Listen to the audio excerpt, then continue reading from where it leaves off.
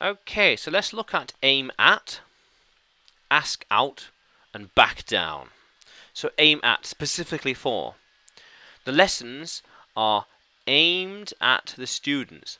My lessons are aimed at for people that want to learn English or work towards something I aimed at finishing by now. I want to aim at finishing all the lessons by end of June. I am going to aim at being there for 2 o'clock. Aim at, target something specifically for. To aim at, I'm going to aim at you as my star pupil. To ask out, ask a question. She wants to ask her out. She wants me to ask her out for dinner. Have you asked out? Have you asked him out yet? Not necessarily.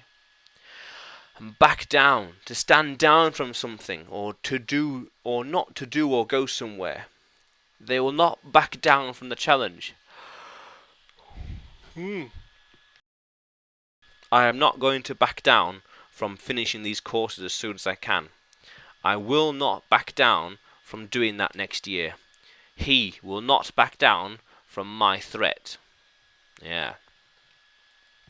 How cool is that, language explorers? Let's keep exploring.